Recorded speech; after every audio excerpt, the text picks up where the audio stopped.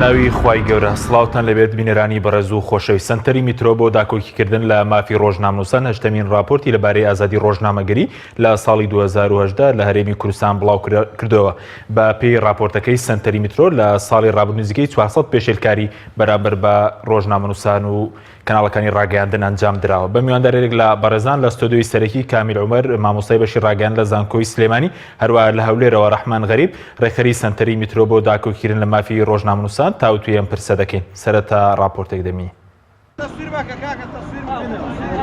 سنتەری میترۆ بۆ داکۆچی لە ڕۆژنامەنووسان لە شاری هەولێر لە ژێر ناوی میدیای سێبەردیمەنەکەی پاوان کردووە راپۆرتی ڕەوشی ئازادی ڕۆژنامەنووسی لە هەرێمی کوردستان بۆ ساڵی 2010 بڵاو کردەوە. لە راپۆرتەکەدا ساڵی 2010 خراپتر لە ساڵانی ڕابردوو بۆ ڕەوشی ڕۆژنامەنووسان تۆمار کراوە. سەرۆکی دەستەی سربەخۆی مافی مرۆڤیش دەڵێت ئەگەر بێت و ئازادی ڕادەربڕین فەرەهەم نەکرێت ڕەوشی هەرێم ڕۆژ بە ڕۆژ بەرەو خراپتر دەچێت. ئەگەر ڕۆژنامەنووس و ئازادی ڕادەربڕین و ئەو مافەی بۆ نەدرێتن ئێمە قەت ناتوانین ئەم وەزعی ئێستا بەرەو باشتر ببین و ئەوەی بتوانین کەوا هاوڵاتیەک کە لە ماڵی خۆی دانیشتووە چۆن ئێمە ئەم زانیاریە بۆی بگەینەوە هەتا ماڵی خۆی بەڕێگای کەناڵەکانی میدیا فشارێک دەخەینە سەر حکوومەتی هەرێمی کوردستان کەوا ئەم راپۆرتە بە هەند وەربگیرێ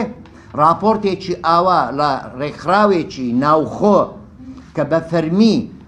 ماندی بووە ئەوەی دەرهێناوە کاری لەسەر ئەوە بکەن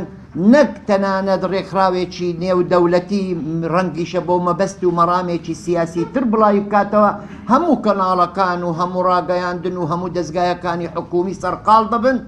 بەرپرسی پەیوەندیەکانی سنتەری میترۆ دەڵێت 264 ڕۆژنامەنووس و دامەزراوەی میدیایی سکاڵایان لای سنتەری میترۆ تۆمار کردووە کە 349 جۆری پێشەلکاریان بەرامبەر ئەنجام دراوە. 264 ڕۆژنامەنووس و دامەزراوەی میدیایی سکاڵایان لای میترۆ تۆمار کردووە کە 349 جۆری پێشێلکاریان بەرامبەر ئەنجام دراوە. پێشێلکاریەکان: ڕێگری و جیاکاری 188، دەست بەسەرکردن بەبێ بڕیاری دادگا 24، فەرمانی دەستگیرکردن بە بڕیاری دادگا لە دەرەوەی یاسای کاری ڕۆژنامەنووسی 7، لێدان 13، برینداربوون 12، شکاندنی کەلوپەلی ڕۆژنامەنووس 3، زەوتکردنی کەلوپەلی ڕۆژنامەنووسی 26، هێرش و هەڕەشە و سوکایەتی 57، تەقەکردن هێرش بۆ سەر ماڵی ڕۆژنامەنووسان 3، سوتاندنی کەناڵ 1، ڕاگرتنی پەخش 5. لە ژێر سایی دەسەڵاتی هەردوو حیزبی چەکداری هەرێم ناوی هەرێمی کوردستان بەردەوام لە ناو لیستی ڕەشی راپۆرتی ڕێکخراوە ناوخۆیی و نێودەوڵەتیەکاندایە کە تێیدا ئازادیەکانی مرۆڤ و ئازادی ڕاگەیاندن پێشێل دەکرێت. دوایین راپۆرتیش سنتەری میترۆ بۆ ئازادی ڕۆژنامەنووسان بڵاوی کردەوە و تێیدا بارودۆخی ڕۆژنامەنووسانی باخراب وەسف کردووە و دەڵێت ڕۆژ بە ڕۆژ ڕەوشی ئازادی ڕادەربڕین لە هەرێمی کوردستان بەرەو دواوە دەچێت.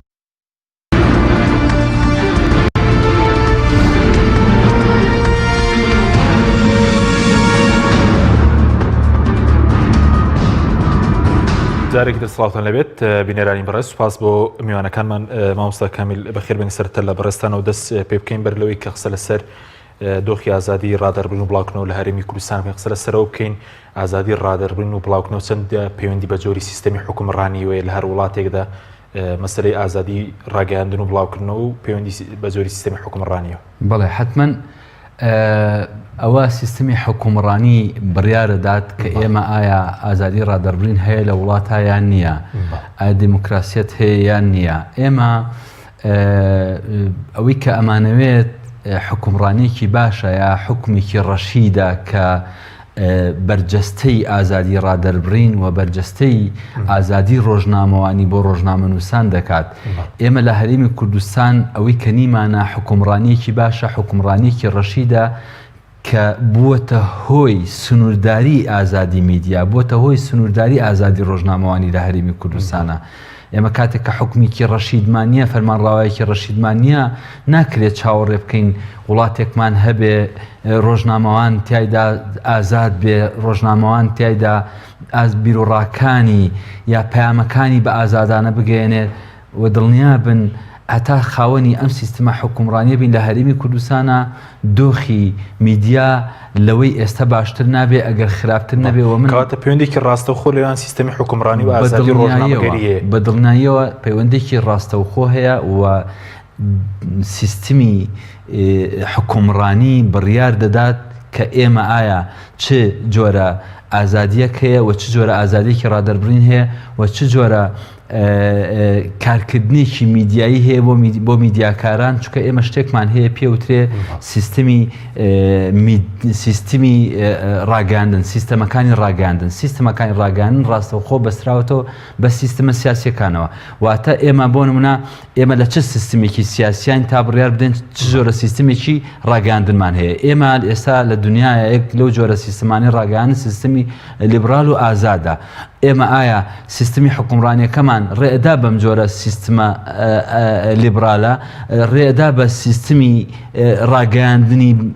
ئازادی بەرپرسیاری نەخێر ئێمە نیمانە بۆیە بەڵێ ڕاستە پەیوەندێکی ڕاستەخۆ هەیە لە پێناو سیستمی حکومڕانی کە دوجار ئەکاتە حکومڕانیەکی ڕەشید حکومڕانیەکی باش کە دەکرێت وەکوتم ئازادی ڕۆژنامەوانی بۆ ڕۆژنامەنووسان بەرجەستە بکات بەس ئێستا لە کوردستان ئێمە ئازادی ڕۆژنامەگەری و مەسەرەن ڕادەربڕینمان هەیە یاخۆ لە چ ئاستەیەکدایەگەر هەمانە ئێمە بەداخەوە بەپێی راپۆرتەکان نێودەوڵەتیەکانی بواری ڕۆژنامەنووسی و بەپێی ئەو راپۆرتانەی کە لە ڕێکخراوە نێودەوڵەتیەکان ساڵانە دەری دەکەن راپۆرتی پامێرانی بێسنوور و هەتا راپۆرتی ڕێکخراوە نێودەوڵەتیەکانی مافی مرۆڤ بەردەوام باز لە پێشێلکاری بەرامبەر بە ڕۆژنامەنووسانەکەن بەرامبەر بە ئازادی ڕادەربڕینەکەن لە هەرێمی کوردستان و ڕێکخراوە ناوخۆییەکانی خۆشمان ساڵانە کۆمەڵێک ئامار بڵاوەکەنەوە کە ئاماری پێشێلکاری بەرامبەر بە ڕۆژنامەنووسان هەر لە تیرۆرکردنەوە تا لێدان و پەلاماردان و ئازاردانی ڕۆژنامەنووسان تا داخستنی بارەگای ڕۆژنامەنووسان تا دەستگیرکردنی ڕۆژنامەنووسان تا سووتاندنی وەکو ئەوی لەو راپۆرتەی ئەمڕۆدا باسکرا سووتاندنی کەناڵیشی تێدایە کە ئەمە لە ڕاستیە ئاماژەی ترسناکە بۆ بەرتەسک بوونەوەی بەردەوامی ئازادی ڕاگەاندن لە هەرێمی کوردستان. سپاس دەکەم ئەگەر ئەرچین هەورە لای کاک ڕەحمان زۆر سپاس بۆ بەشداریتان لە بەرنامەکەماندا دەمەوێت سەرنجی بەڕێزیش بزانم لەسەر دۆخی ئازادی ڕادەربڕین و بڵاوکردنەوە لە هەرێمی کوردستان ئایا ژینگەیەکی لەبار هەیە بۆ کاری ڕۆژنامەنووسی یاخود ژینگەیەکی لەبار هەیە بۆ ئەوانەی کە پێشێلکاری بەرامبەر بە ڕۆژنامەنووسان دەکەین دواتریش بە تێر و تەسەلی قسە لەسەر راپۆرتەکەتان دەکەین. بەڵێ زۆر سپاس بۆ کەناڵەکەتان ئەمێ سەرەتا بۆ دەست پێ بکەم کە لە دوا ڕۆژەکانی ساڵی پار بەڕێز مامۆستا عەلی باپیر ئەمیری کۆمەڵی ئیسلامی سەردانی سەنتەری میترۆی کرد لەو سەردانەیدا پشتیوانی خۆی بۆ سەنتەری میترۆ بۆ کارەکانی سەنتەری میترۆ بۆ ئازادی میدیا لە هەرێمی کوردستان ڕاگەیان بۆیە باسی ئەماکەم و ئەم سوپاسی پێشکەشەکەم بۆی بڵێم مۆزۆی ئازادی ڕۆژنامەنووسی تەنها پەیوەندیدار نییە بە سەنتەری میترۆ و ڕێکخراوەکانی کۆمەڵگەی مەدەنی و سەندیکای ڕۆژنامەنووسانەوە بەڵکو پەیوەندیدارە بە هەموو حزبە سیاسیەکانەوە بەڕای گشتی لە هەرێمی کوردستان چونکە میدیا لە هەموو شوێنێکە ئەوەیە کە زانیاری و زانیاری ڕاست پێشکەش بە خەڵکە بەمەش میدیا ڕۆڵی خۆی ئەگێڕێوەکو مراقبێک بەسەر دیموقراتیەتەوە مراقبێ بەسەر دەسەڵات لە هەموو وڵاتێکا و بە تایبەتیش لە هەرێمی کوردستان ئەگەر باسی ژینگەی کاری ڕۆژنامەنووسیکەین لە هەرێمی کوردستان ژینگەی کاری ڕۆژنامەنووسی بەردەوام لە هەڵبەزوو دابەزایە مۆزۆعی ئازادیەکەی واتە لە مەرحەلەیەکە ئازادی ڕۆژنامەنووسی هەیە و مەساحەی ئازادی ڕۆژنامەنووسی لەبارە بۆ کاری ڕۆژنامەنووسان و میدیاکان و مؤسساتی میدیایی لە قۆناغی ترانیا و قۆناغانەی کە ئازادی میدیا لە هەرێمی کوردستان بەرتەسکەکرێتەوە پەیوەندیدارە بە ململانێسیەکان و تونبوونەوەی ململانە سیاسیەکان لە هەرێمی کوردستان و بەرزبوونەوەی ئاستی ناڕزایەتی خەڵک و ڕژانە سەرشەقامی هاوڵاتیان کە لەو کاتانە بڵین دەسەڵات لە هەرێمی کوردستانە نایەنەوێ زانیاری ڕاست بگا بە هاوڵاتیان و ناڕزایەتی خەڵک بگا یاخود لە ملانی سیاسیەکانە بەردەوام کەناڵەکانی میدیا بن بە قوربانی و ڕۆژنامە نووسان و پەیامنێران ئەبن بە قوربانی ئەو ململانیە. بۆی ئەڵێن میدیا ژینگەی کاری ڕۆژنامەنووسی لە هەرێمی کوردستانە ژینگەیەکی لەبار نییە و ژینگەیە کە بەردەوام مەترسی لەسرە مەترسی داخستنی فەزای ئیشکردنی کاری ڕۆژنامەنووسی لەسرە بەوەی هەندێک جار بە میزاجە ژوڵێتەوە و سەرباری ئەوەی بەردەوام عەقڵێتێکەیە چ لە ناو حزبە سیاسیەکان و چ لە ناو حکوومەت خۆیە کە مانگەڕێنێتەوە بۆ دواوە و نایەوێ ئەم ئازادیە بەرقەرار بێت. بەڵێ کاکی ڕەحمان ئەوەی کێمە تێبینیمان کرد کە سەیری راپۆرتی ئێوەمان کرد کە کۆی پێشێلکارەکان ئێوە باز لە 349 پێشێلکاری دەکەن بەڵام راپۆرتی سندیکای ڕۆژنامەنووسانی شەبوو لە چەند ڕۆژی ڕابردوو بۆ 2010 داوان باسی 132 پێشێلکاری دەکەن. بۆچی ئەم جیاوازە گەورەیە هەیە لە نێوان ئەو ئاماری و پێشێلکارێکەوە ڕاتانگەاندووە لەگەڵ سندیکای ڕۆژنامەنووسانە؟ جارێ ئەوەن ئەمەیە سەبارەت بە ژمارەکانی هەردوو رادوو قسە بکەم. یەکەم تێڕوانینمان بۆ پێشێلکاری بۆ یاساشکێنی زۆر جیاوازە لە سندیکای ڕۆژنامەنووسانی کوردستان. ئێمە کە چاودێری هەردوو یاسایکای ڕۆژنامەنووسی یاسای مافی بەدەستێنانی زانیاریەکەین پێمان وایە هەر جوڵەیەک هەر کردەیەک پێچەوانەی بڕگەکانی ئەو یاسایە بێەوە پێشێلکاریە. ئەمە تێڕوانینی ئێمەوە پێشێلکاری لە کاتێکا کە ڕۆژنامەنووسێکی پەیام بۆ نمونە تۆنگوتیژی بەرامبەر بەکاریە کامیرەکەی دەشکێ سیارەکەی دەشکێنن ئەنجا کامیرەکەیشی دزن ئەنجا قسە و شوکایەتی زۆری بێکەن ئەنجا دوایەوەیش تەلەفۆنی بۆکەن هەڕەشەی لێکەن ئەمە 5-6 جۆر پێشێلکاریە. بەڵام سندیکای ڕۆژنامەنووسانی کوردستان بە یەک پێشێلکاری سێریەکە بە یەک قەزێ سێریەکە. ئێمە تێڕوانینمان جیاوازە ڕاستە کەیسێکە بەڵام لە ناو ئەم کەیسە چەندین تاوان بەرامبەر ئەم ڕۆژنامەنووسە کراوە. بۆیە ئیرەکانی ئێمە زۆر بە وردیە و زۆر بە دیقەتەوە ئێمە ژمارەکان ڕاگەینەوە ئەتراف بە ژمارەی ئێمە ناکەن ئێمەش ئەتراف بە ژمارەی ئەوانەوە هۆکاری چیەکە ئەوان ئەتراف بە ژمارەکانی ئێوە ناکەن ئێوەش دان بە ژمارەکانی ئەوان دانانین. هۆکارەکەی چییە؟ بۆچی لە پێناو مەسەرەن فراوانکردنی ئازادی ڕۆژنامەنووسی ئێوە هەمانگیتیان نییە؟ باڵێ ئێمە پێمان وایە ئیشی سندیکاییەکی پیرۆزە و ئێمە پشتیوانی ئازادی سندیکایی یەکەین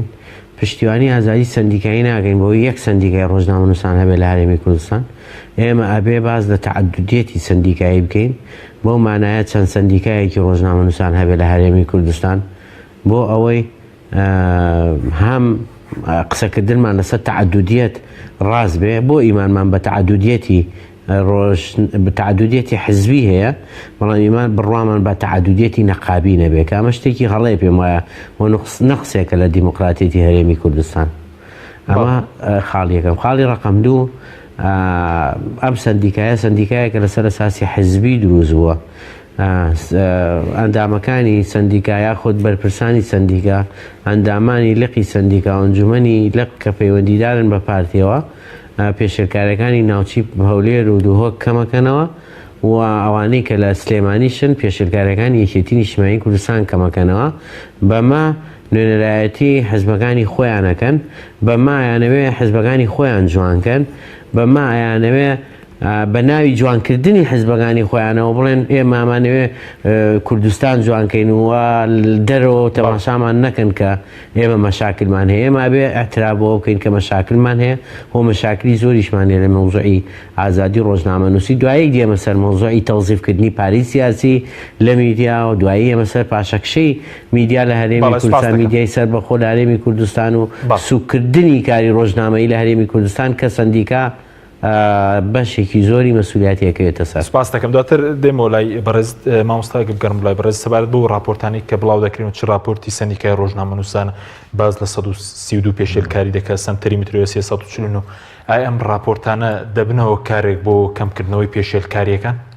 نەخێر بەداخەوە ئێمە لە چەند ساڵی ڕابردووە ئەزمموی بڵاوکردنەوەی ئەم راپۆرتانەمان هەیە چێ راپۆرتی ڕێکخراوە نێودەوڵەتەکان. ڕاستە راپۆرتی ڕێکخراوە نێودەوڵەتەکان ڕۆڵی هەیە لە کەمکردنەوەی سومعە و ناوبانگی هەرێمی کوردستان لە دەرەوە کە ئەم هەرێمێکە ئەم ناوچەیەکە کە ئازادی ڕۆژنامەنووسیتایە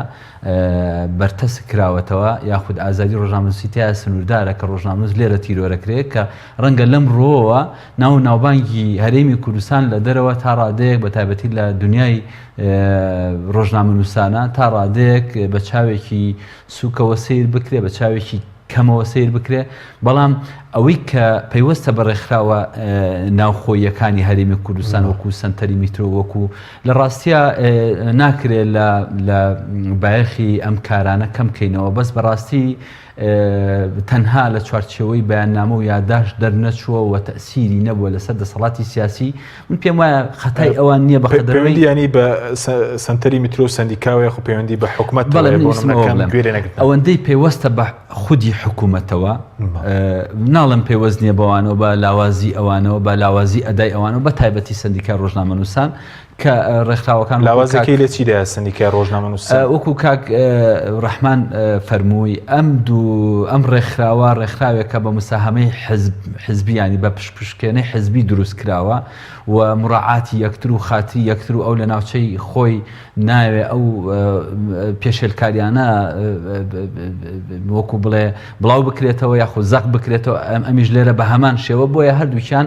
لقی ئێرە عایدیەکێتی و لقەکانی هەولێر و دۆک عایدی پارتیۆمانە ئەمە وای کردووە بڵێ ئەمە تەسیری هەیەەوە جگە لەوەش ئەو کەسانی کە لەناو ئەم موسسەیان ئەم سندیکایان لە ڕاستیا بەشێکی زۆریان ڕۆژنامەنووسی فعلی نین ینی خۆیان ڕۆژنامەنووس نین لە دۆخی ڕۆژنامەنووسان ینی بۆ نمونە سەرۆکی سندیکا لە ڕاستیا من پێم سەیرە ئەو پیاوە ڕۆژنامەنووس نەبووە هەر ئەساسن کە کردویانە وەکو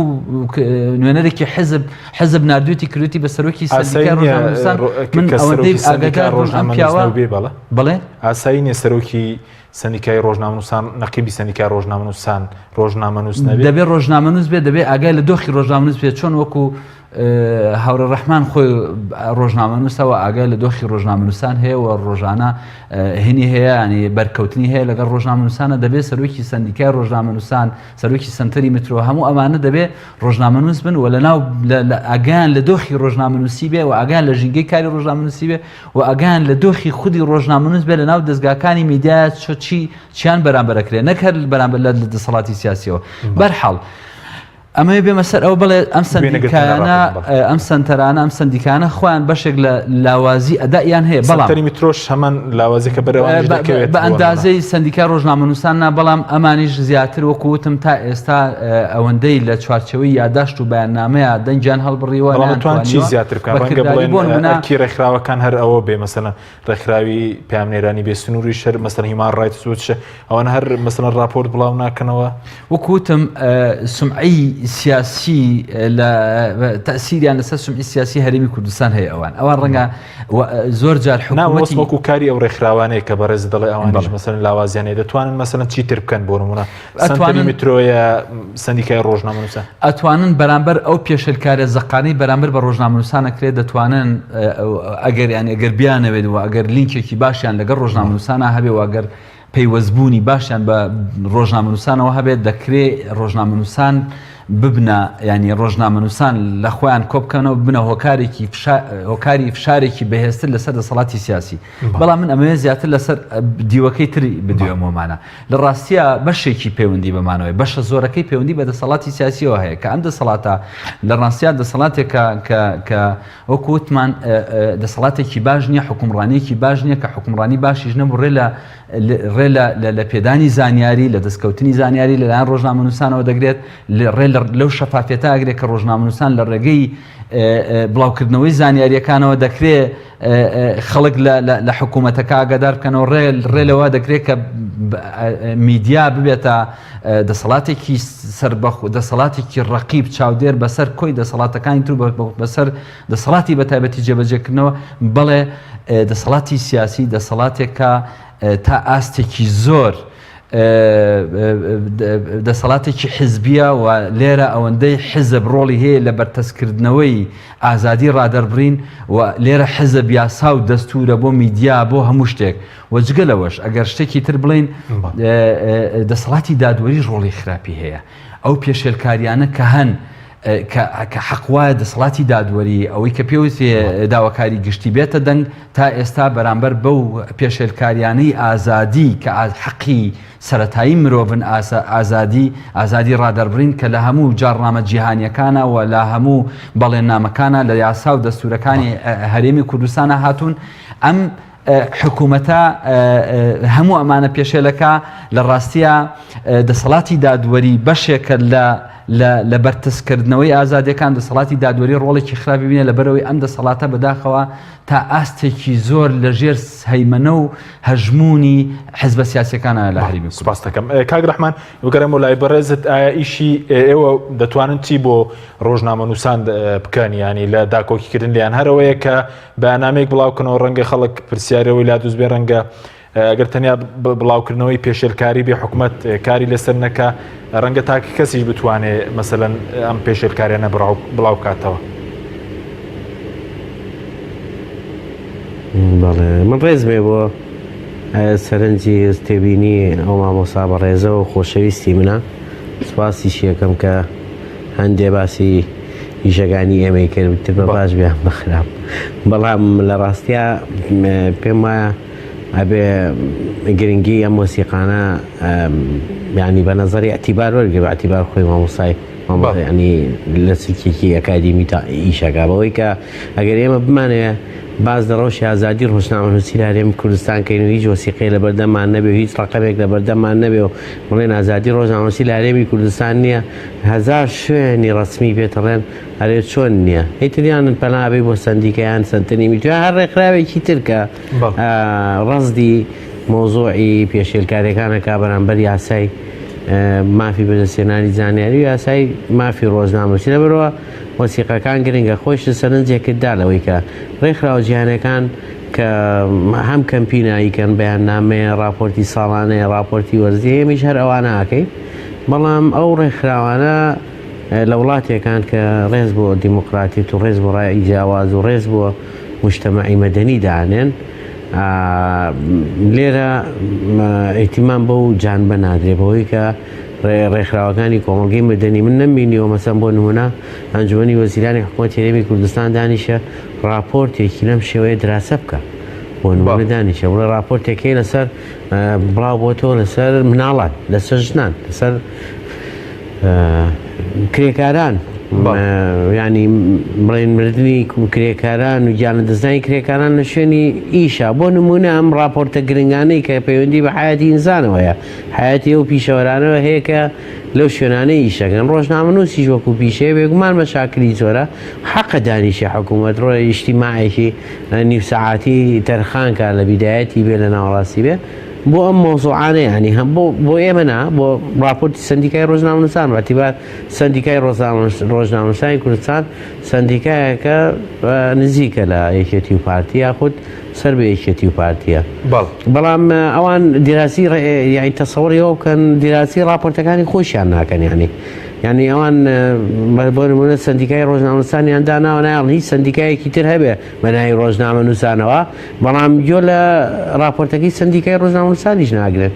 و دانانیشن راپۆرتەکەی سندیکای ڕۆژنامەنووسانیش دراسە بکەن بۆیە من لێرەوە داوا لە سەرۆکی حکوومەتی هەرێمی کوردستان و جێگری سەرۆکی حکوومەتی هەرێمی کوردستانەکەم عەلەقەل دراسی راپۆرتی سندیکای ڕۆژنامەنووسانی کوردستان کەن کە نەقابەیەکی ڕسمیە ئێمەش ڕسمی نیست زمان هەیە لە ڕێکخراوە حکوومەتیەکانی هەرێمی کوردستان هی ئێمە دراسە مەکەن بڕۆنی سندیکا دراسەکەن ڕقەمەکانی ئەوان دراسەکەن حاڵەتانی کە ئەوان ئیشارەتیان بۆیاوە کە بە نەزەری ئێمەش کەمە بەڵام احتیمام بمە نایە ئەمە پەیوەندی بەوە هەیە کە وەکو وتم یعنی ئێمە مراقبین لەسەر سیستەمی دیموکراتی لە هەرێمی کوردستان ئەم سیستەمە پێم وایە بە ئێهمالکردن و فەرامۆشکردنی دەنگی ناڕەزایەتی هەر بەڵێ کاک ڕەحمان ئەگەر قسەت ئەگەر زۆر قسەم کردو ئەتیادی بەڵێ بەس سەبارەت بەوەی کەوتت ئەم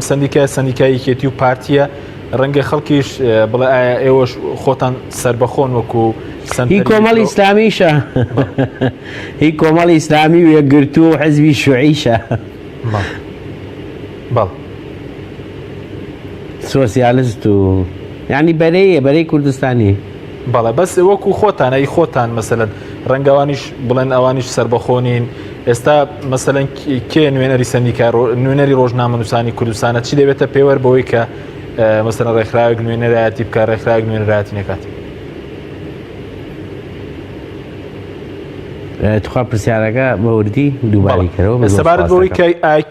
پێوەرێک مەسەلەن دانراوە بۆی کە ڕێکخراوێک مەسەلەن نوێنەرایەتی ڕۆژنامەنووس بکات و ڕێکخراوێک نەیکات من باسی نوێنەرایەتی ناکەم من نوێنەرایەتی ڕۆژنامەنووسانی کوردستان بەو معنایە نییە من وەکو نوێنەرایەتی و نوێنەرایەتی بەوەیە کە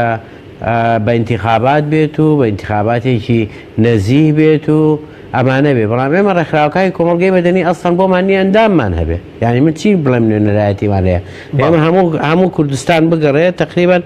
200 ئێمە 200 کەسێ لە ڕۆژنامەنووسان وە تەتەوعیشمان بۆکەن یعنی بە خۆبەخشیشمان بۆکەن ئێمە بۆمان نییە وەکو سەندیکای ڕۆژنامەنووسانی کوردستان ئەنداممان هەبێ لەبەرەوە ئێمە باز لە نوێنەرایەتی ناکەین ئێمە مراقبین بەسەر ڕەوشی ئازادی ڕۆژنامەنووسیەوە ئێمە مراقبین بەوەی ئایا ڕۆژنامەنووس مافی خۆی وەرەگرێ یان مافەکەی پێشێرەکرێ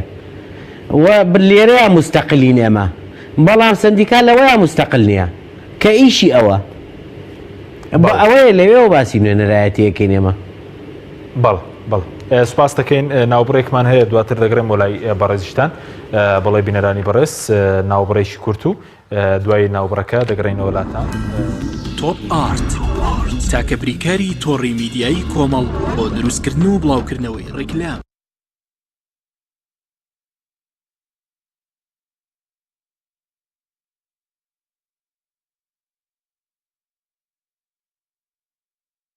تۆپ ئارت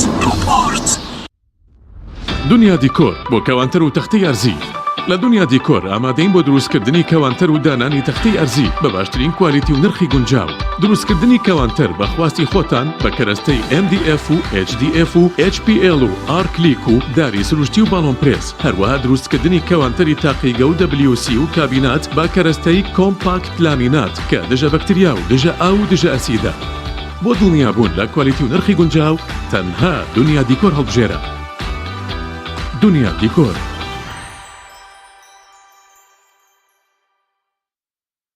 فانسینێت خێراترین هێڵی ئینتەرنێت بە داوەلۆندی بێسنوور ئێستا لە خزمەت کڕیاراندایە فانسینێت جۆرەها کارتی پڕکردنەوەی بۆ ئامادەکردوون کە سەرجەمیان داوەلۆندیان بێسنوورە بۆ ماڵ و شوێنە گشتیەکان کارتی 9000 دیناری بۆ ماوەی 1 هەفتە کارتی 7000 دیناری بۆ ماوەی 15 ڕۆژ کارتی 30000 دیناری بۆ ماوەی مانگێک کارتی 40000 دیناری بۆ ماوەی مانگێک و بە خێرایی زیاتر کە تایبەتە بە یاری ئۆنلاین هێڵی فانسینێت لە ڕێگەی ئامێرێکی تایبەت کە لە سەرباندا دەنرێت وەردەگیرێت و لە ڕێگەی گێنەرێک بۆ ئامێری بڵاوکردنەوە لە ناو ماڵەکەت یان شوێنی کارەکەت کاری پێدەکرێت ژمارەی تەلەفۆن 0 224 75 74 یان 0 194 36 37 فانسینێت تۆپ ئارت تاکە بریکاری تۆڕی میدیایی کۆمەڵ بۆ دروستکردن و بڵاوکردنەوەی ڕێکلام تۆپ ئارت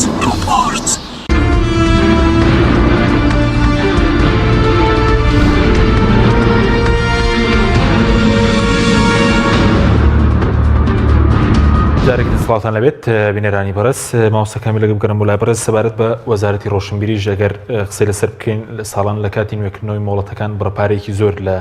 میدیاکان وەردەگیرێت بەڵام دەبین لە کاتی پێشێلکاریەکانە هیچ ڕۆڵێکی هەیە بۆ داکۆکیکردن لە میدیاکان یاخود هەرکاریەوەی کە پارە مەسەل لە میدیاکان وەربگرێت بەڵێ هەڵبەتە ئێمە شتێکمان هەیە پێوترێ یاسای ڕۆژنامەنووسی یاسای ژمارە 35 ساڵی 2007 یاسای ڕۆژنامەنووسی لە هەرێمی کوردستان بەپی ئەم یاسایە وەزارەتی ڕۆشنبیری تەنها لە کاتی مۆڵە دووەرگرتنی میدیاکانە تەنها ئاگادار ئەکرێتەوە ئەویش لە ڕێگەی سەندیکای ڕۆژنامەنووسان و وەزارەتی ڕۆشنبیری ئاگادارەکرێتەوە بەپی ئەو یاسایی کە ئێمە ڕۆژنامەنووسان کە دەبێ بەرکار بێ و کاری پێ بکرێت لە دادگاکانە و بۆ ڕۆژنامەنووسان و بۆ حەق و حقوقی ڕۆژنامەنووسان و دەستگا میدیایەکان هیچ حەقێک بۆ وەزارەتی ڕۆشنبیری هیچ حەقێکی پێ نەدراوە کە داوای پارە بکات لە دەستگا میدیاییەکان لە ڕاستیا ئەوەی کە کارێکی نایاسایی ئەوەی کێستا قەنەعەتم وایە نایاساییە نازانم ئەم ڕێنماییە بڕیارە چۆن دەریان کردەوە بەپێی ئەو یاسا و دەستورەی کە لە بەردەستمانایە وەزارەتی ڕۆشنبیری تەنها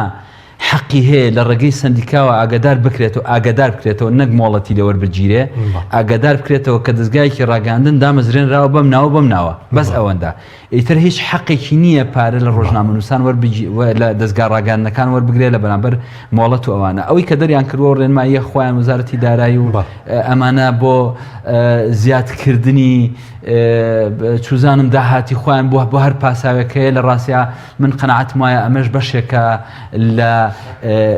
سنووردارکردنی ئازادی ڕادەربڕین بۆ ئەوەی ئەو میدیانەی بەتایبەتی ئەو میدیانی کە میدیای ئەهلی بەتایبەتی و ئەو میدیانی کە دەسەڵاتێکی ئەو توانیە لە ڕووی داراییەوە توانای داراییان مەحدودە بۆ ئەوەی ببنە ئەرقەلە لە بەردەم ئەو میدیانە و میدیانە خۆیان بانگەوازی زۆر باش. ئەمڕۆ لە راپۆرتەکەی سنتەری میترۆژ ئاماژە بەوە کرابوو کە میدیای ئەهلی لە پاشەکشێدا میدیای ئازاد و ئەهلی ئەمەش جۆرێکە لە بەرتەسکردنەوەی ئازادی مەسەلەن ڕادەربڕین و ڕۆژنامەگەری لە هەرێمی کوردستان. بەڵێ هەڵبەتە بەڕاستی دەسەڵاتی سیاسی لە ڕێگەی لاوازکردن و برسیکردنی هەم ڕۆژنامەنووسانی میدیای ئەهلی و هەم دەستگا میدیایەکان یەکەم جار ئەو هەنگاوی دەست پێ کرد و ڕێکلامیان لە هەموو دەستگا ڕسمیەکان لەم دەستگا میدیایانە گرتەوە ویستیان میدیای ئەهلی تەسلیم کەن تەسیری هەبوو ئەمە بەڵام لەمەش ئەمە کاریگەری خۆی هەبووە فعلەن ئەوەی کە ناوی میدیای ئەهلی بوو میدیای ئەهلیانەی کە بەڕاستی بە پەنجەی دەست ئەژمێردران و ئەوانەی کە بەمانای کەلیمە میدیای ئەهلی بوون بەڵێ پاشەخشیان کردووە ئێستا ئەتوانین بڵێن ئیتر ئێمە لە دۆخی کۆتایی هاتنی میدیای ئەهلیان ئێستا میدیای سێبەر تەواوی ژینگەی ڕۆژنامەنووسی ئێمە دۆخی ڕۆژنامەنووسی ئێمە لە هەرێمی کوردستان لە ڕێگەی ئەحزابی سیاسیەوە کۆنتترۆلی کردووە و لەمەش مەترسیدارتر ئەوەی کە بەڕاستی من بە مەترسی دەزانم چییە خودی ڕۆژنامەنووسانی میدیای ئەهلین ئەمانە لە ڕێی تەسلیمبوونیان بە بەرامبەر بە ئیرادەی سیاسی ئەم حیزبە سیاسیانە لە ڕێگەی دروستکردنی ئەو میدیا سێبەرانەوە ئەمانە تەسیریان هەبووە لە پاشەخشەی میدیای سربەخۆ میدیای ئازاد لە هەرێمی کوردستانە ینی خودی ڕۆژنامەنووسەکان خۆیان ئێستا ئەو میدیاکارانەی کە یەکەم سەرنووسەری میدیای ئەهلی بوون و میدیای ئەهلیان دامەزراند ئێستا ئەمانە خەریکی دەڵاڵین بۆ ئەحزابی سیاسی و بۆ ئەشخاصی سیاسی میدیان بۆ دامەزرێنن ئێستا ئەوان لەبەرەی بە جۆرێ لە جۆرەکان دژی مەبادی و پرەنسیپەکانی خۆیان کە میدیای ئەهلیان دروست کرد کارەکەن بۆیە بەڵێ ئەمانە تەسیری زۆر خراپیان هەبووە و من پێم وایە ئەبێ ئێمە شەڕی داهاتوومان لەگەڵ ئەم میدیاکارانە بێت کە ئێستا خەریکی کە تەسلیمی ئیرادەی ئەم حیزبە سیاسی ئەستەمکارانە بوون کە زمانێکی زۆر سەردەمێکی زۆر دژی ئەم حیزبە ئەستەمکارانە لە کوردستان کاریان کردووە و خەباتی میدیاییان کردووە. میدیاکارێک ناگونجێ بۆ نمونە لە کەناڵێک بێت باسی پرۆفشناڵی بکە بەڵام بۆ نمونە بەداهات بە پارەی خەڵک بە پارەی نەوت بەڕێوە بچێ ئەمە لەگەڵەوە ناگونجێەوە ئەوەی کە بینیمانە ئەوەی کە ئەمان ئەیکەن ئێستا وەکوتم بۆ ئەم ئەشخاصە سیاسیانە بۆ ئەم دەستگا ئەمنیانەت موسساتی ئەعلامی دروستەکەن لەسەر داهاتی خەڵکە قابلە لەسەر داهاتی کێ بێت ینی من پێم بڵێ یەک دەستگای میدیایی بێ لە هەرێمی کوردستانە بتوانێت خۆی بژێنێ کەس ناتوانێت خۆی بژێنێ. مەوەسمەوەی لەگەڵ پێوەری ڕۆژنامەنووس نایەتەوە ئەمە لەگەڵ پێوەری ئەوەی کە پێوترێن ئازادی میدیای سربەخۆ میدیای ئەهلی نەخێر نایەتەوە. سپاس دەکەم. کاک ڕەحمان گەڕێمەوە لای بەڕێستان باستان لە مەترسی مەسەلەی زیادبوونی میدیای سێبەر کردووە بەڵام بەر لەوە لەسەر مەسەلەی جیاوازی لە نێوان کەناڵەکانی ڕاگەاندن دەمەوێت قسەمان بۆ بکەیت هۆکاری چیە کە جیاواز زۆر دەکرێت لەوان کەناڵەکانی ڕاگەاندنە بۆ نمونە ئێمە وەکو کەناڵی پەیام لە شاری هەولێر فلای کامێکمان لەلایەن مەسەلەی هێزانینیەکانەوە دەست بەسەر کراوە تەنها لەبەرەوەی کە تەسویری شاری هەولێری گرتو کردووە بەڵام دەبینی کەناڵی تر هەیە مەسەلەن هلیکۆپتەری هاتوچۆ و مەسەلەن پۆلیسیشی بۆ بەکاردێت.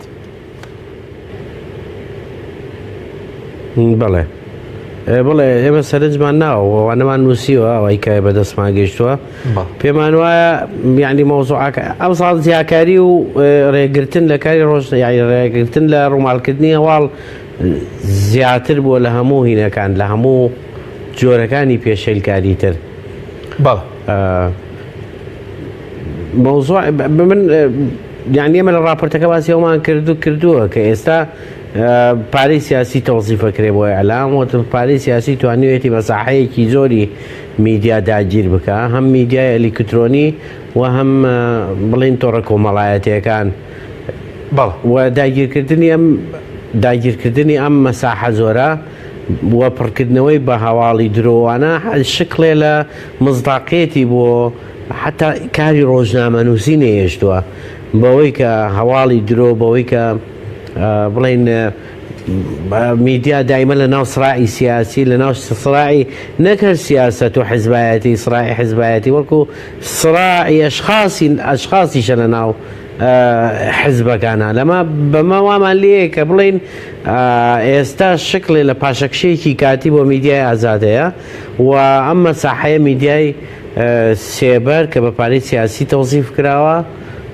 بەڕێوە ئاچێ و توانیوێتی کە کاریگەری لەسەر متەلەقیە بێ کاریگەری لەسەر خوێنەر و بینەر و بیسەر هەبێ دەسەڵات زانیاری بەم شوێنانی خۆی ئەیە هەندێک جارەوی وای پیشانە کە بەردەوام هەواڵە ڕاستەکان لێوە دەرەچن بەستمەوەیە کە هەندێک جار هەواڵی حیزبی گرنگ هەیە لای ئەوانەوە دەرەچێن دێواڵی حکومی هەیە ئەوەی کە پەیوەندی بە معاشیان خەڵکی فەقیرەوەیە بەردەوام لە ڕێی میدیای سێبەرەوە بڵاوکرێتەوە پێشەوەی بچێ بۆ میدیای تر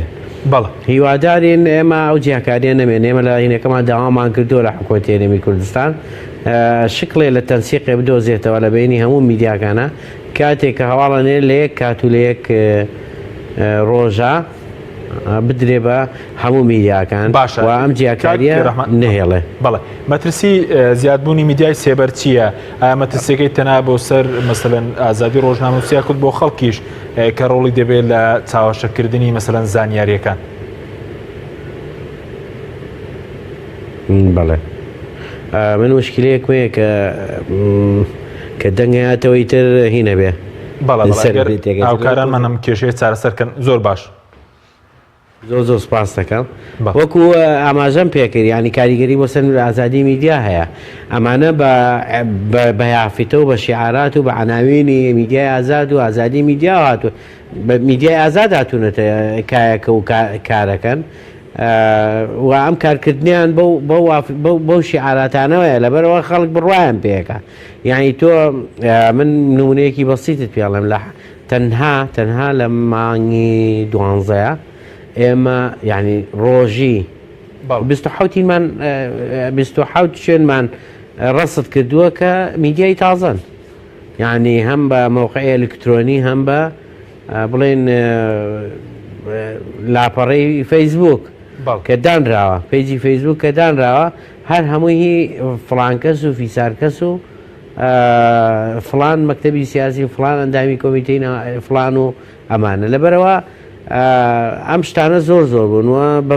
هەواڵی مەبەزدار بڵاوەکەنەوە هەواڵی زانیاری مەبەزدار بڵاوەکەنەوە خەڵک سەری لێ تێکەچی هەواڵی ڕاست کامەیە و هەواڵی ناڕاست کامەیە بەمە مەترسیەکەوێتە سەر ئازادی میدیاوە ینی خەڵک پاشان جیاوازی ناکات لە نێوان هینە لە نێوان میدیایەکی ئازاد و میدیایەکی بەکری گیرە هەم میدیانەی کە هەن زۆری و میدیانەی کە ئەتوام نایی بنێ میدیای بەکری گیراوە خەڵکێکە پارەیە درێتێ هەر هەواڵێکت بوێ بڵاوێکاتەوە یعنی معقول نییە ئەمەکە ڕوئایە ئەبێ ئێمە لەمە لا چاودێریەکی زۆر بکەین لەسەر میدیا خۆی نەکرد چاودێری دەسەڵات بکەین لە مۆزوعی میدیادا بەڵکو ئەبێت چاودێری میدیاکەین لە تەعاملکردنی لەگەڵ هەواڵ لەگەڵ زۆر مەسەلەکە بڵاوێ کاتەوە لەوەی چۆن چۆتە میدیا چۆنتە ناو سڕاعی حیزبی و سڕاعی تاکەکانی حەزب یعنی ناو بڵێن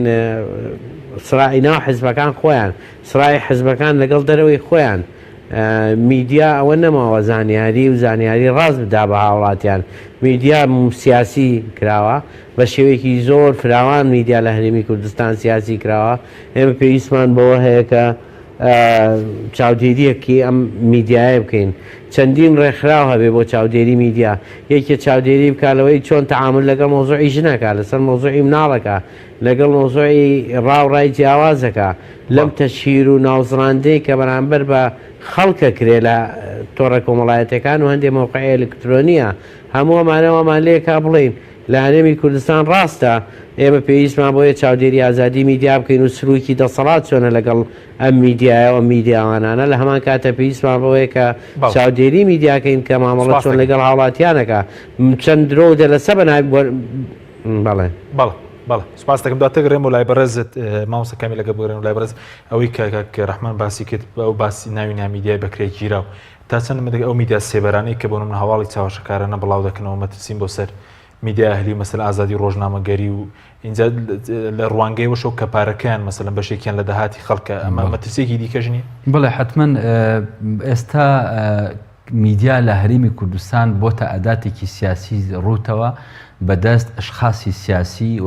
بەدەست ئەحزابی سیاسی و لە ڕێگەی ئەو میدیا سێبەرانەی کە دروستیان کردووە بڵێ ئەمانە کاریگەریان لەسەر وەکوتم بەرتەسکردنەوەی مەساحی ئازادی ڕادەربڕین هەیە و بە بڵاوکردنەوەی ئەم هەواڵە چاواشەکاریانە ئەم فەیگنویزە ئەم هەواڵی ساختانە کە بەشێک لە ململانە سیاسیەکان ئێستا لە ڕێگەی میدیاکانەوە ئاڕاستە ئەکرێن و وتم ئەشخاصی سیاسی و حزبی سیاسی ئێستا لە ڕێگەی میدیای سێبەرەوە ململانەکانی خۆی ئیدامە پێداسم جۆرە لە میدیا لە وڵاتانی ترێ بۆ نمونە خەڵک خزمی یەکترە یاخود بوونم لە ناو حیزبەکان هەر شخصە و میدیایەکدا بمەزرێنێ من قەناع ئەزانی چییە با ئێمە واقعی بینیانی میدیای ئێمە ڕنگدانەوەی دۆخی سیاسیە لە هەرێمی کوردستان ئێمە دۆخێکی سیاسی ناتەندروستمان هەیە لە هەرێمی کوردستان سیاستکردنێکی ناتەندروستمان هەیە میدیاکەشمان 100% ڕنگدانەوەی ئەم سیاسەتە ناتەندروستەیە کە لە هەرێمی کوردستان ئیدارە ئەدرێ بۆیە ئێمە زۆر جاری ژەڵێم ئەڵێم ئێمە نابێت زۆر وەکو بڵێ خوین بین ئەوەندە خۆشحاڵ بین و ئەوەندە گەشتبین بین چاوەڕێی میدیایەکی میدیای بکەین کە لە ناو مەساحەیەکی سیاسی پڕ لە ململانەی سیاسی ناتەندروست و ناتەبیعیە داوای میدیای بکەین کە داوای مەوزوعیەتی میدیا بکەین و داوای میدیایەکی تەندروستکەین لە ڕاستیە جۆرێک لە خەیاڵ لە خۆشخەیاڵیە بۆیە ئەبێ واقعی بین لە مەسەلەیە بۆیە من قەناعەتم وایە ئەوەی کە ئێستا دەسەڵاتی سیاسی ئیشی پێ ئەکا من هەموو ئەجەرمەوە بۆ ئەو ئێستا پێشتر لە ڕێگەی تیرۆری جەستەییەوە لە ڕێگەی پەلاماردانەوە خەریکە نەک خەریکە ئەڵبەتە دەستی دەمێکە دەستی پێ کردووە ئەم هەنگاوی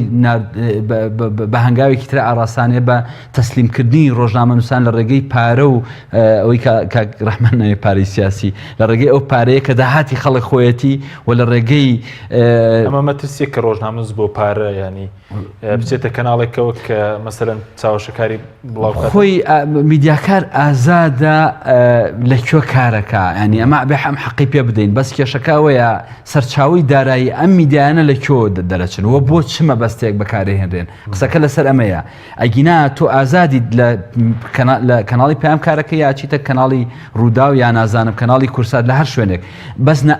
ئیشکالەکە پرسیارە جدیەکە لێرەیە ئایا سەرچاوی دارایی ئەو کەناڵانە لەکوێ سەرچاواگرێ ئایا ئەم کەناڵانە خۆیان ژێنن یا سەرچاوی داراییەکان سەرچاوی داهاتی گشتی خەڵکە و گیرفانی خەڵکە دوجار ئەیبەن ململانەی سیاسی پێەکەن ئەلەمە ئیشکالمان هەیە لە ڕاست بەس ئێمە دوو یاسامان هەیە لە کوردستان یاسای ڕۆژنامەگەری و یاسای دەستکەوتی مافی زانیاری ئەم یاسایانە جێبەجێ کراون ئەو یاسایانە ئەگەر جێبەجێ بکرانایە ئەو هەموو پێشێلکاریانەی کە سنتەری میترۆ ئەمڕۆ بڵاوی کردوێتەوە لە ڕاستیا ڕووینە ئەدا بەو ئاستا و من قەناعەتم وایە ڕاستە بەشێک لە ڕۆژنامەنووسانی ئێمەش پێشێلکاریەکەن بەشێک لە ڕۆژنامەنووسەکانی ئێمە ژۆکوتم بوونەتە دەستکەلای دەسەڵاتی سیاسی و ئەشخاصی سیاسی لە هەرێمی کوردستانە خەریکی ململانەی سیاسین و کاری ناپرۆفێشناڵیەکەن و ئیشی ڕۆژنامەنووسی ناکەن بەمانای کەلیمە ئەوەندەی ئیشی سیاسیەکەن و بوونەتە ئەداتی سیاسی بەدەست ئەحزابی سیاسی و لە ڕێگەی میدیا سێبەرەکانەوە بەڵام تەنها ئەمە نیە یاساکان وەکو پێویست جێبەجێ ناکرێن ئەبوو ئەو هەموو پێشێلکاریە لەسایی ئەو یاسایە کە ئێمە پێمان وایە یاسایکی خراپ نییە بە بەراورد بەوەی بە هەندێک وڵات ینی ئەگینا یاسای دەستکەوتنی زانیاری یاسایەکە ڕاستە بە تەنها بۆ ڕۆژنامەنووس نییە بیرت نەچێ بۆ هەموو خەڵکە بەڵام تا ئەم لەحزەیەش یاسای دەستکەوتی زانیاری جێبەجێ نەکراوە. کاک ڕەحمان کاتمان زۆر کەم ماوە سەبارەت بەوەی کە بە کورتی وەڵامان دەیتەوە ئەو کەیسی تیرۆرانەی کە لە کوردستان هەمانە کە ئێگرا نەکراون تۆ پەیوەندی بەوەیە کە دەسەڵاتداری گەورە لە پشتدەم تیرۆرانەوەی اینجا چیش بکرێ بەوەی کە پێشێلکاریەکان کەم بکرێتەوە؟ بەڵێ بێگومان بە دووادانەچوونی ڕاستەقینە بۆ کەیسانە و یەکلانەکردنەوەی وای کردو ئێمە بەردەوام بڵین ئەو کەیسانە کەیسی کراون بە نسبەت سنتەری میترۆ. ئەمێ ئاخر قسە بکەم ئەگەر مەجانم بێ. بێگومان ینی من کە باسی ئەم جۆرەم لە میدیا کرد ئەو میدیایی کە ئێستا تەوزیفەکرێ بۆ ئیشی سیاسیانە زۆربەی لە مەوقع ئەلکترۆنیەکان ئێمە مراقەبەمان کردووە و زایدەن لە موقعی تەواصلی هینە تۆڕە کۆمەڵایەتەکان سەرنجمان ناوە کە بە شکلێکی زۆر زۆر زۆر زۆر تۆخ و بۆ شکلێکی زۆر زۆر فەزیع و گەورە ئەم بە میدیایە تەوزیفەکرێ بۆ ئەو سڕاعەتانەی وەکو باسم کرد و ئەم پارەی تا سەرفەکرێت کە هەندێکی پارەی گشتیە سەرفەکرێت لە ئیشی تایبەتی بکرێت بۆ کەمکردنەوەی پێشێلکاریەکە. میدیا ئەگەر خەڵک بزانێ ئەبێ میدیا تەوا من ڕێزم هەیە بۆ میدیایەکە بۆ نمونە بڵێ فڵان مەکتەبی سیاسی ئەمە دامیەکەوتەوە بەڵام خەڵک بە ناوی سربەخۆییەوە قساکە ئەمە بەستمەوەیە خەڵکێکەیە بە ناوی سربەخۆیی شەکاو لە پشتەوە مەکتەب سیاسیەک و ئەندامی سەرکردایەتی فڵان حەزب و فڵان حەزب پارەیاتەوە تەوزیفی کردۆ بۆ ئیشی خۆی و ئەوانە من مەبەستم ئەوەیە فڵان ڕۆژنامەنووس کە چۆتە پشتی تۆڕە کۆمەڵایەتەکان و چەندین مەوقعی دروست کردووە و هێرشەکاتە سەر ئەموو ئەو بە ناوی مەوقعی سربەخۆی شەکەن مەبەستم ئەمانەیە کە ئەبێ ئێمە مراقبەیەکی زۆر زۆری لەسەرکەین ئەوانەی کە دیارن و بەچەند بۆ نمونامە کۆمەڵی ئیسلامی تەلەڤیزیۆنی خۆی ڕێزی لێگرم کۆمەڵی ئیسلامی دامیەکە وازحە من جامت کرد کە هەواڵە بڵاوکاتەوە زەڵام کاکەمە کۆمەڵی ئیسلامی و چۆن تەوزیفی ئاڕەکەی کردەوە خلاص حزبێکی تر مەبەستمەوانەیە کە بە ناوی سەربەخۆوە ئیشەکەن. بەڵێ سپاس دەکەین کاتمان تەواو بوو کاک ڕەحمان زۆر سپاس بۆ بەرەزان ڕەحمان غەریب ڕێکخەری سنتەری میترۆ بۆ داکەوتکردن لە مافی ڕۆژنامەنووسان کە لەولێرەوە لەگەڵمان بووی هەروە مامۆستا کامیل عومەر مامۆستا بێشەڕاگەیان لە زانکۆی سلێمانی کە لە ستۆدیۆی سەرکی لەگەڵمان بووی. سپاس بۆ بینەرانی بەڕێز سپاس بۆ هاوکاران تا بەرنامەیەکی دیکە خواتان لەگەڵ.